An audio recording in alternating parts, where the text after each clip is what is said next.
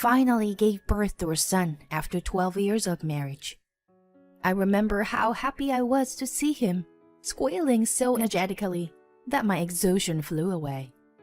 A few hours after the birth of my son, my husband and mother-in-law came to my hospital room. "We saw the baby. He's so cute, just like Mark." "Good job. Our baby is a boy." They looked content.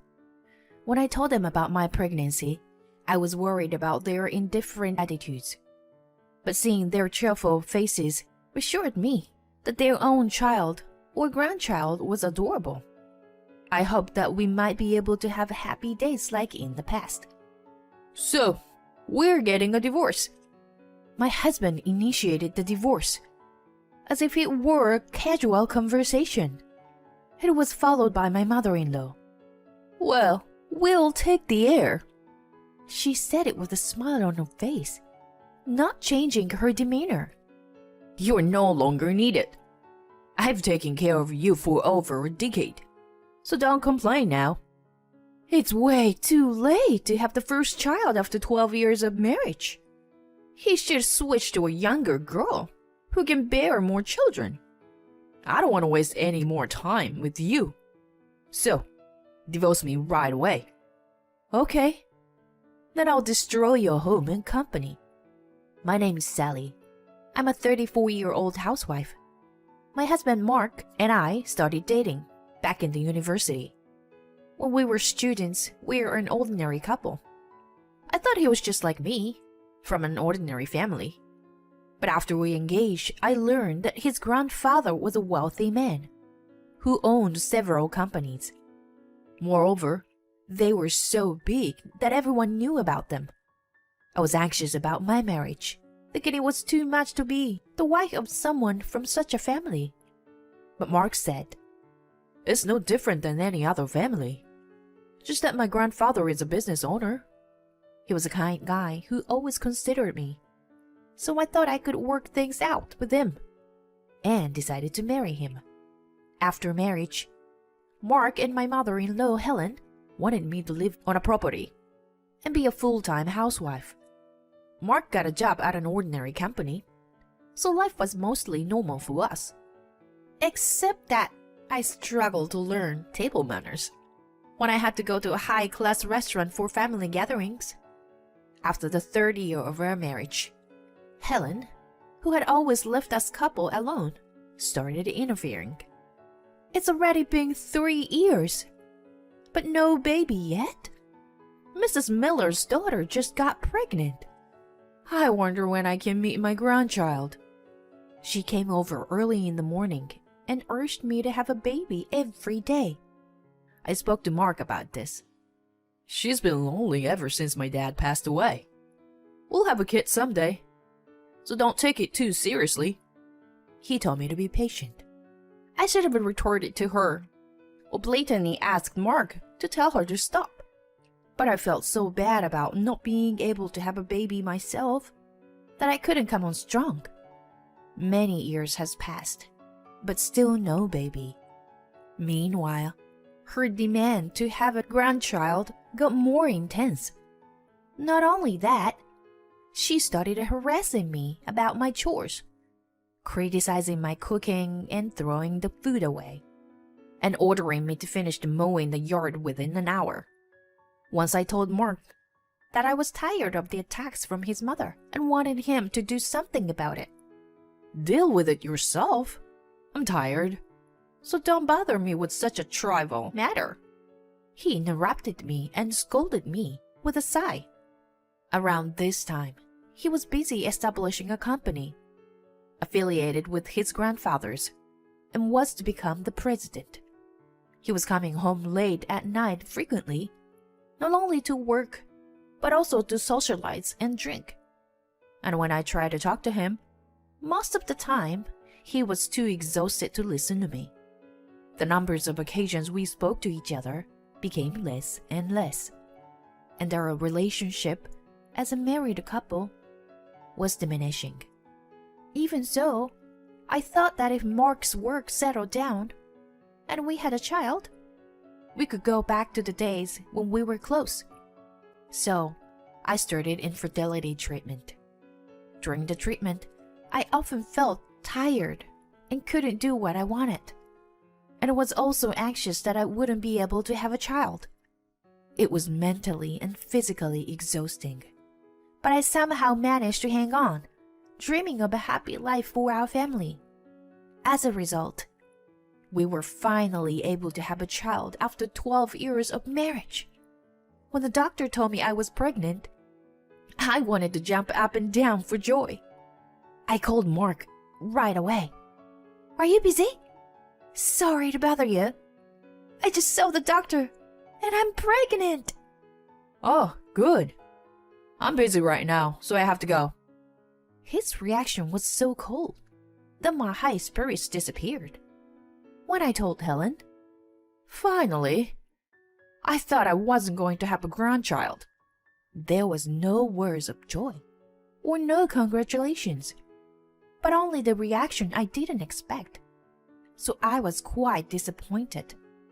Even after the news, Helen didn't stop harassing me, but continued ordering me to clean her house and stealing the meal I prepared, which added more burden on my shoulders. Mark was still coming home late and we didn't have time to talk. My feelings started wavering around this time. Should I get a divorce? But we might reconcile after the baby is born. A half year later, I gave birth to my son. I remember how happy I was to see him squealing so energetically that my exhaustion flew away. I would have loved to have Mark with me there, but I told myself that he was too busy. He and Helen came to visit me a few hours later. I was surprised to see them both, as they never said they were coming. But I didn't say anything, thinking they were just rushing in to celebrate the birth. We saw the baby. It's so cute. Just like Mark. Good job. Our baby is a boy. They looked content. When I told them about my pregnancy, I was worried about their indifference. But seeing their cheerful faces reassured me that their own child or grandchild was adorable. I hoped that we might be able to have happy days like in the past. So, we're getting a divorce. Mark initiated the divorce, as if it were a casual conversation. It was followed by Helen. We'll take the air. She said it with a smile on her face, not changing her demeanor. What are you talking about? I just gave birth to your son. And you're talking about a divorce? You're no longer needed. I've taken care of you for over a decade. So don't complain now. It's way too late to have the first child after 12 years of marriage. I can't expect to have more grandkids from someone over 30, like you. You should switch to a prettier and younger girl who can bear more children. My mouth was agape from such a shock, and they thought I was incapable to fight back. They continued with their selfish claim. I guess you'll be struggle to make ends meet. After being a housewife for over 10 years. I'll be lenient with the child support. You can thank us for raising your son later. He's a precious heir. When they finished talking, they walked out of the room with satisfied looks on their faces. All I could think about was how to make him regret his decision. In my quiet hospital room, not once did I consider avoiding a divorce, which convinced me that my love for him was gone. After my mind was made up, I called my parents and asked them to pick me up upon my discharge. I assumed my son would be taken away from me if I returned home. I didn't want to worry my parents more than necessary, so I simply informed them that I was getting a divorce.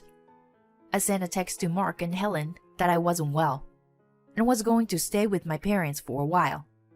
Helen replied with complaints, but Mark simply wrote back, okay. I wasn't sure if he thought it would be too hard to take care of an infant, but if he thought I wouldn't get away from him. But I was relieved that he didn't object. Although I was wary, they never came to the hospital or my parents' house again. While my mother was taking care of my son, I decided to call my grandfather-in-law to retaliate against Mark.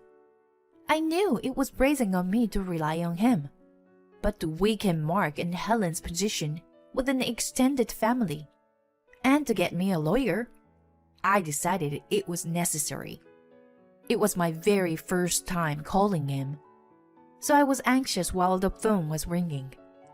When he answered my call, I told him about what happened during my pregnancy and what I had been told by them right after I gave birth. I also forwarded the nasty messages I received from Helen and hinted to him that Mark probably had a mistress, from the way she mentioned switching to a younger girl. He couldn't make a decision based on my story alone, so he was going to investigate and then call me back on another day. I received a call from him a week later.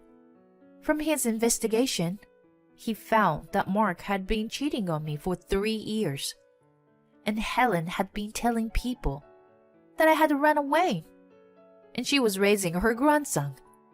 My grandfather-in-law sounded stoic, but I could feel his quiet rage vibrating through the phone. To gather more evidence of adultery, I found a private detective to tell Mark, and my grandfather-in-law referred me to a seasoned lawyer. The more and more evidence of infidelity came out. His mistress was a gentle-looking girl in her early 20s. There were pictures of Mark going into her apartment, of him happily arm in arm with her, and of them going into our house together. There was a picture of the girl chatting with my mother-in-law, so she must have known about the affair.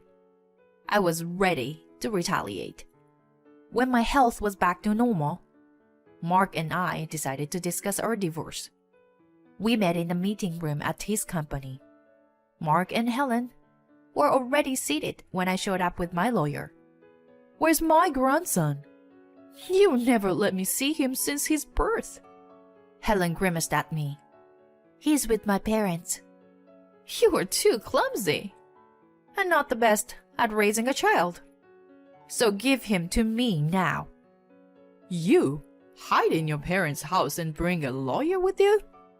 I was going to let you go without child support and alimony. But if you're willing to fight, I'll be thorough. 2. What do you mean by alimony? I'm going to take over my grandfather's company one day. And yet, I took care of a childless woman for over a decade. So it wouldn't be worth it if I didn't get alimony." Mark sneered, and my lawyer looked at him coldly. "I wonder which one of us would end up paying alimony." "Huh. Look who's talking." "Helen, let me check again. I'm having a hard time having kids, and I'm not getting any younger. So you want Mark to marry a younger girl. Right? You're not so bright, and have no awareness of what kind of family you married into. We need a healthy, obedient, childbearing bride. Do you agree with her, Mark?" "Sure. I don't want to waste any more time with you. Let's divorce as fast as we can." Both of them said exactly what I wanted them to say, which made me grin. "Okay, I'm glad to hear that. Now I'm going to destroy you and your company." "Huh? Huh?" They rolled their eyes at each other, and then burst out in laughter. "You? Who do you think you are so succeed doing such a thing? His company is affiliated with his grandfather. You were born and raised in a poor family. There's no way you could do that." They continued to mock me for a while. "Well, let's have a look at these first." I presented them with dozens of pictures on the table. Both of them immediately shut off their laugh and became serious when they saw them. "So, What have they got to do with us? You may be mistaken. This woman is my friend from the university, and I was just being consulted about her career. I see. Then how about these? I pulled out a voice recorder and played a conversation between him and his mistress about their honeymoon and married life. Both Mark and Helen turned pale when they heard the recording. What the hell is this? I got nothing to do with it. I hid a voice recorder in the house while you two were gone a few days ago. By the way, I bought it to get evidence of Helen's harassment. I expected Mark to deny everything when I showed him the pictures. So, I installed the voice recorder to make sure they couldn't get away with it. But we've been separated since you went back to your parents' house. So our marriage is being broken. We haven't been separated. I just went back home after the baby was born. In any case, I know you've been seeing her for 3 years. I have proof. That's a lie. Show me if you do. I met up with your mistress. I asked her to meet me since I had an impression that she might not know he was married. After hearing the recorded conversation, I was right. She was aghast and on the verge of tears when she found out. She led me to read the correspondence between Mark and her. I'm lonely right after a divorce. Will you accept me even though I'm a divorcee? There were several messages about him being single. I had taken pictures of those as proof of their affair. He was speechless after I showed them to him. It's disgusting that you're not only cheating on me, but also deceiving her by not telling the truth. I wonder what the people at work would think if they knew about this. You think you were threatening me with that? How could a company go out of business over something as trivial as cheating? Right. So it's okay that he has been listening? I showed him a screen on my phone, which had been on the line with my grandfather-in-law. Mark and Helen suddenly looked agitated and couldn't say anything other than, "No, wait. He's too busy to join us here." But he was concerned about me, so he has listening over the phone. He also helped me to get the evidence of your adultery. As soon as Mark heard me, he fell to the floor. I am very sorry. This is just a small marital dispute. When he started excusing, his grandfather scolded. A man who failed a woman he promised to protect wasn't capable of running a company. He said he was going to discipline Mark later and hang up the phone. Mark was still on the floor, frozen like a statue. Helen was pale as a ghost. Now, you know you can't get away with it. So, let's discuss child support and alimony. I was content to see the despair on Mark and Helen's faces. So I was going to let my lawyer take charge and wrap up the negotiation quickly. Let's not get divorced after all. The child should be with the birth mother. Drenched in his cold sweat, he suggested with a quivering smile. I laughed at his awkward expression and said, "You're right." His face immediately turned to a natural smile. My son needs a mother, but he doesn't need a father like you. Let me say it from me, this time. You're no longer needed. So, please divorce me. Showing the despair on his face, he held his head with both hands. My lawyer and I ignored him and continued the discussion. It didn't reach an argument on that day, and Mark also hired a lawyer. As a result, I was granted alimony of $100K as I wished. The only reason I got what I wanted was that there was no property of division. Mark was earning a good amount of money, but when he was put in charge of the company, he became carefree and bought suits and watches of prestigious brands. I asked once if he was saving, and he said now was the time to spend, and he kept splurging. I suspected that he wasn't saving. And just as I thought, his account balance was only a few $100s. As there were no savings, Mark and Helen had cashed in numerous brand name items to pay alimony. But it still wasn't enough, and ended up selling their house.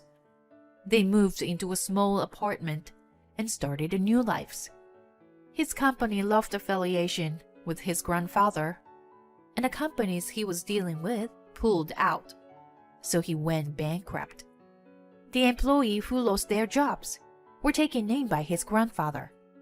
He managed to find a new job, but his salary became half of what he used to make.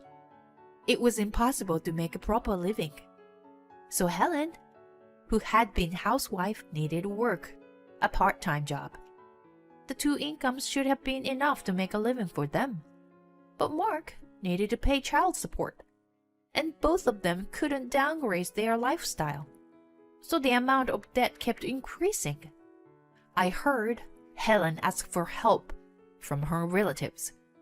They didn't even decline, but ignored her completely.